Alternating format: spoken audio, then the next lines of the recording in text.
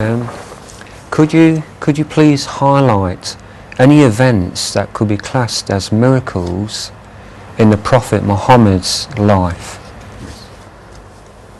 First of all, what is a miracle? That is the most important question to be answered. Christians believe that miracles have to be of a type which are not possible through natural laws. Only such events can be referred to as miracles.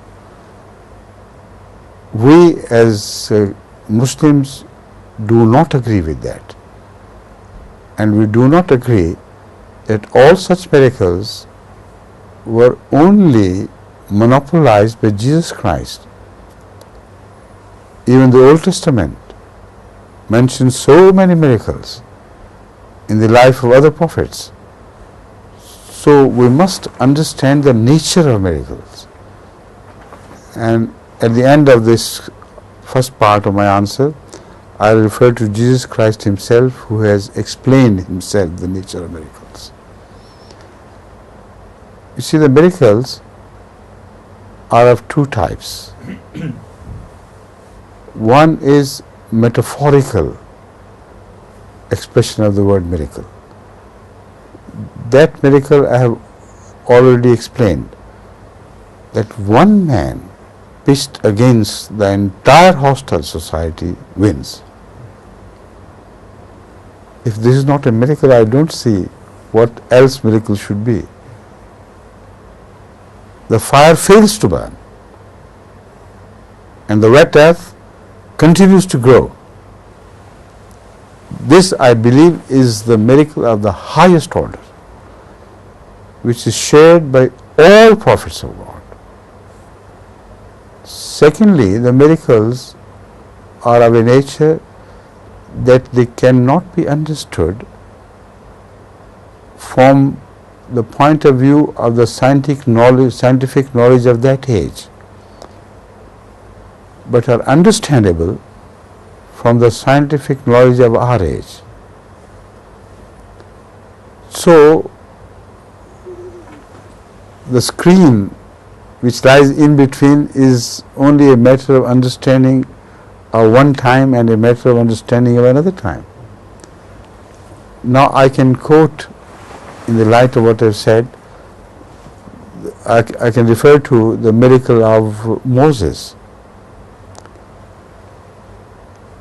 When all the magicians were gathered by the court of Pharaoh,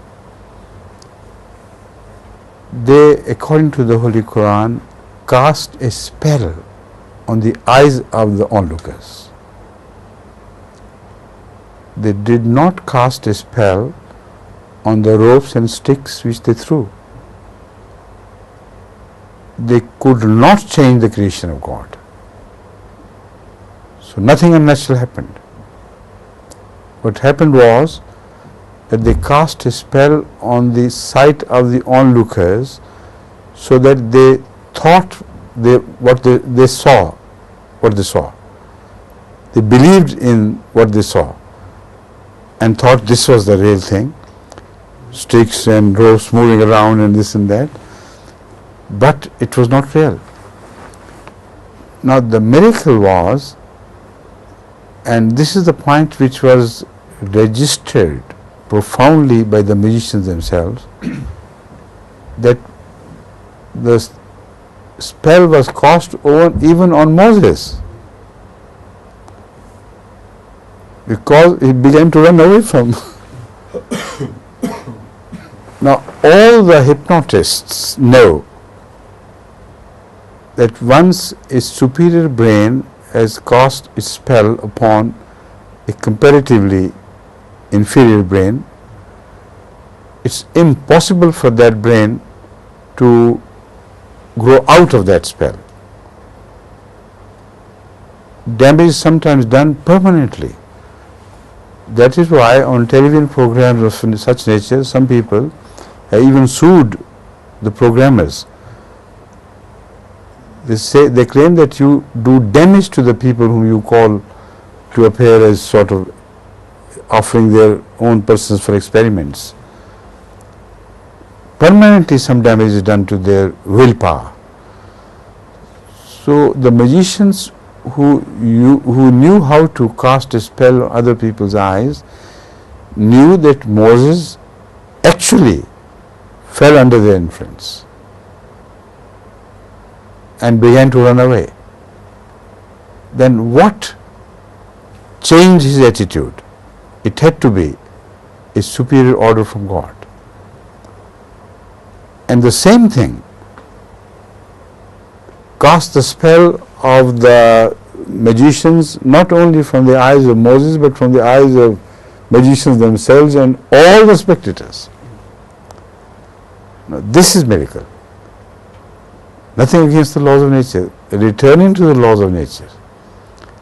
And what does not belong to the laws of nature, that is dispelled. That is why they fell prostrate to the superiority of Moses immediately and said, we believe in the God of Moses, because this could not have happened without there being a God. At that, Pharaoh inquired from them, how could you believe in the God of Moses without my permission? They said, we do not care now.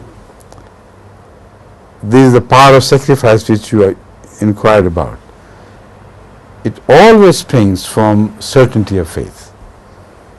So this is the type of miracles which you find quoted in the Old Testament, in the Quran, everywhere, and they do not mean that unnatural things should happen. They mean natural things should be rehabilitated.